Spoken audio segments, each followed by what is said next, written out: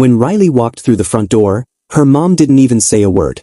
She just sniffed the air and froze. The smell of smoke clung to Riley's hoodie.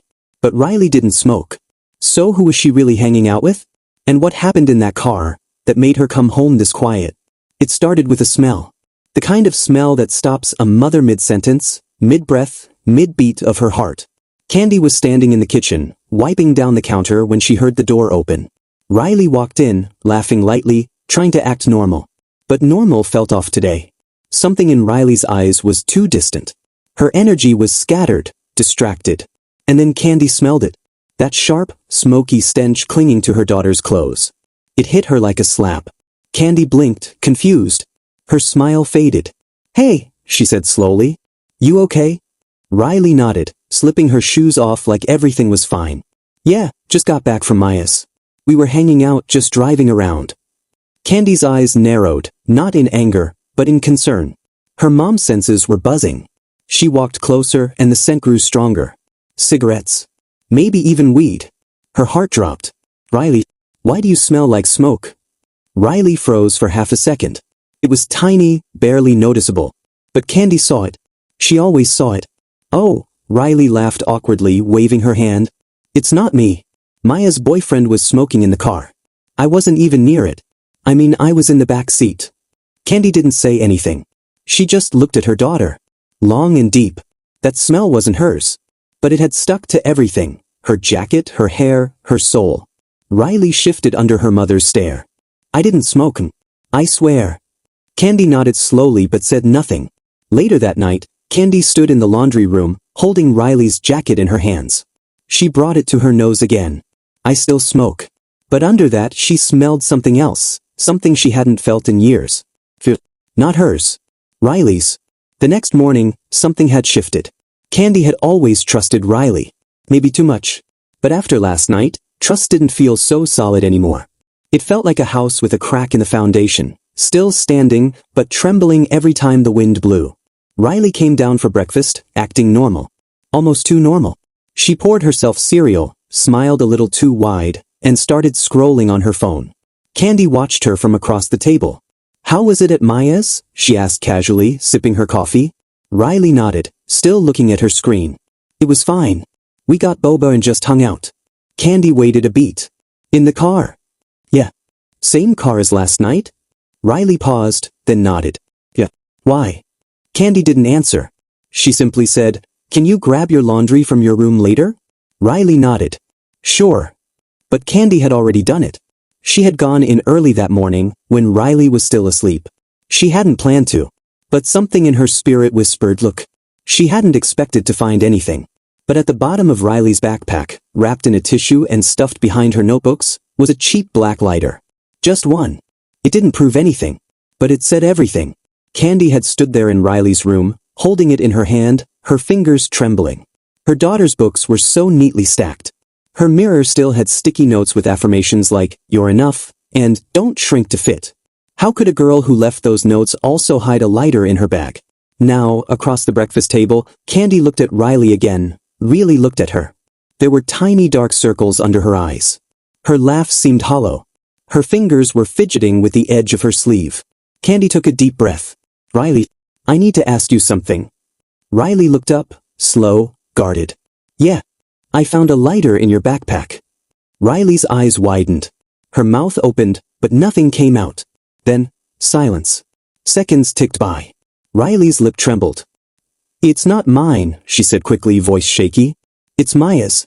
She asked me to hold it. I forgot it was even there." Kandi stared. More silence. Riley swallowed hard. Her fingers curled tighter into her sleeve.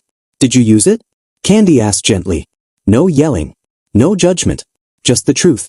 Riley shook her head. Too fast. "No. Mom, I swear on everything. I didn't smoke anything. I wouldn't." Kandi didn't know what to believe anymore. Her heart ached. Because it wasn't just about the smell.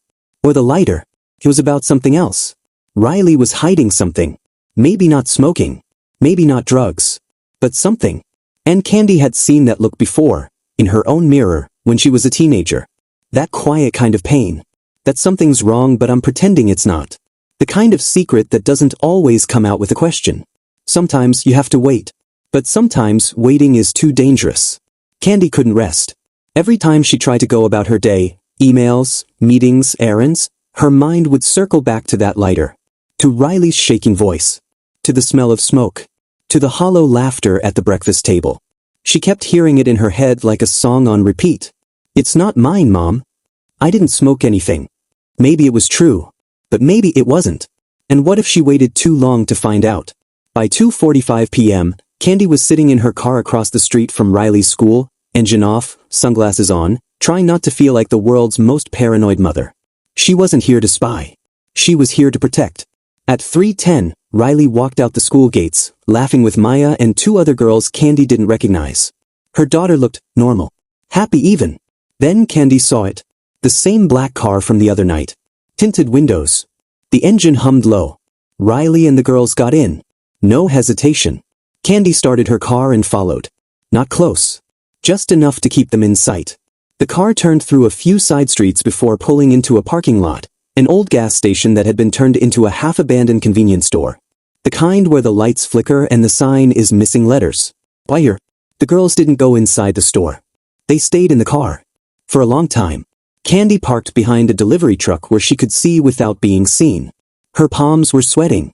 Her heart thudded painfully in her chest. Minutes passed. Then, slowly, the passenger door opened. One of the girls leaned out and flicked something. A lighter. Kandi's breath caught. A tiny flame sparked in the daylight, barely visible, but she saw it. And then, she saw the unmistakable movement of someone pulling something to their lips. Then the smell drifted again. Not cigarettes. Something sweeter. Thicker.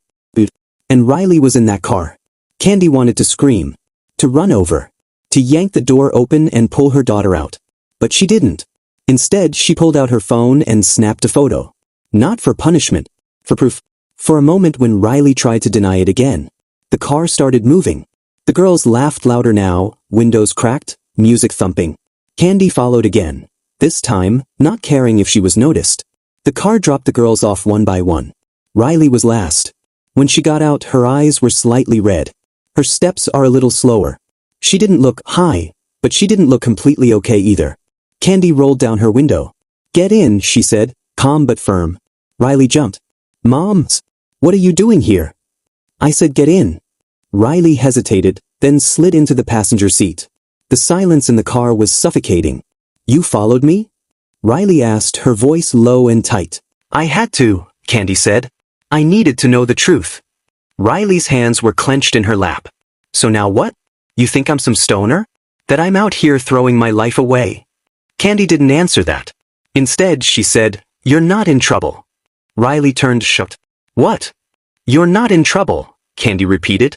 But I saw what I saw. And I need to know why. Tears welled in Riley's eyes. She turned to the window. Because I don't feel good anymore, Mom, she whispered. And they don't ask questions. They just let me be quiet. Kandi's heart cracked. The car was still. Parked in the driveway. Neither Riley nor Kandi moved. Inside, the house was just a few steps away. But something far heavier hung in the air. Something that kept both of them rooted, unwilling to break the silence. Riley sniffed quietly, then said, Can we just sit here? For a minute. Kandi nodded, her eyes still locked on her daughter. Take your time, baby. The silence stretched again, but this time it wasn't heavy. It was gentle. Then finally, Riley spoke. I didn't smoke at first, she whispered. The first couple times, I just sat in the car while they passed it around. I was scared. Kandi didn't interrupt. But then, I started to feel like maybe I didn't belong anywhere else. They weren't mean. They weren't nosy. They didn't ask about my grades or my hair or my weight or if I was okay. Her voice broke on the last word. They just let me be quiet. And I like that. Kandi's chest ached. Why did you need to be quiet, Riley? Riley looked away. Because everything got loud.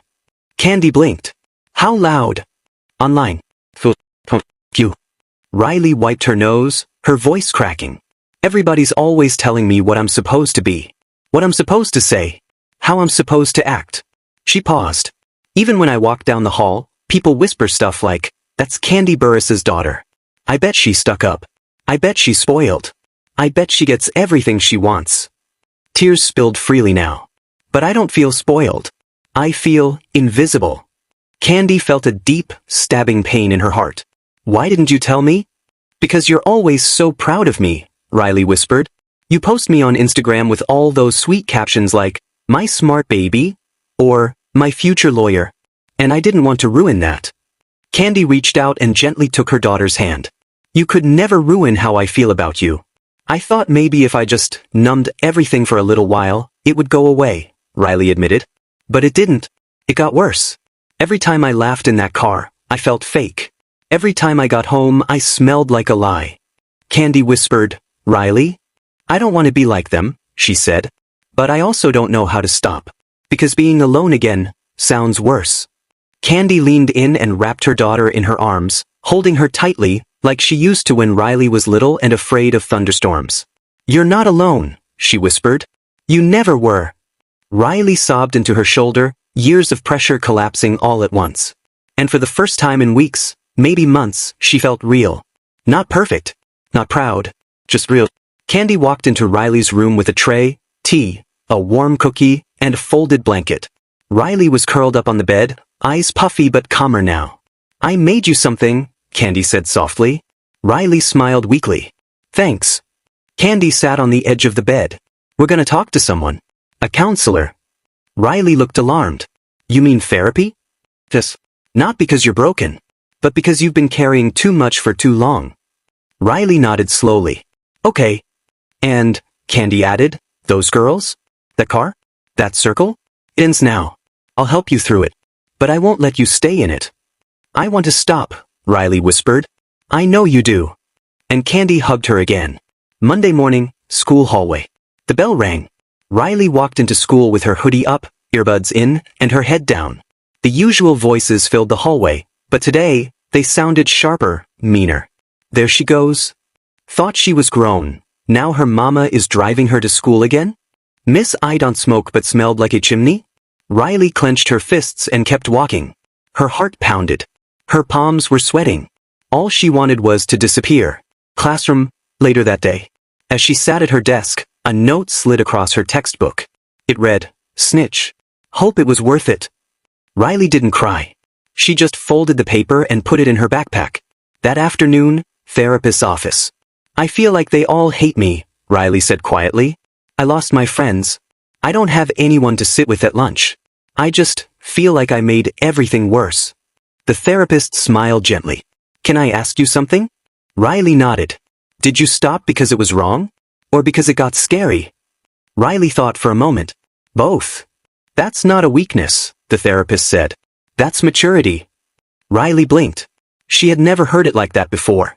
That night, at home, Kandi walked into Riley's room holding a soft envelope. You got something in the mail. Riley opened it slowly. Inside was a card. On the front, you're stronger than you think. Inside, you don't know me, but I saw how you stood up and walked away. That took guts. You inspired me. Keep going. Signed, just another girl who was scared once, too. Riley's eyes filled with tears. Someone had noticed. Someone cared. Someone out there understood. A week later, school library. Riley sat alone with her laptop when a quiet voice broke the silence. Hey, can I sit with you? It was a girl from her English class. Not one of the mean ones. Just quiet. Riley smiled. Yeah, sure. And for the first time in a long time, she didn't feel invisible. 1 month later, Sunday afternoon, Riley stood at the sink washing dishes. Kandi was nearby, wiping the counters. You okay? Kandi asked. Riley nodded. Yeah, I think I'm starting to be. Kandi smiled. You're stronger than I ever was at your age. Riley grinned. You're stronger than you think too. A letter Riley wrote. Dear me, I know you're scared. I know you're tired of pretending. But the truth is, you don't have to be perfect to be loved. You don't have to go along with everything just to feel accepted. You don't have to sit in smoke-filled silence to avoid being alone. One day your voice will come back. One day, your strength will surprise you. And one day, you'll look in the mirror and see not just Kandi Burris's daughter, but a girl who chose herself. And that day is today.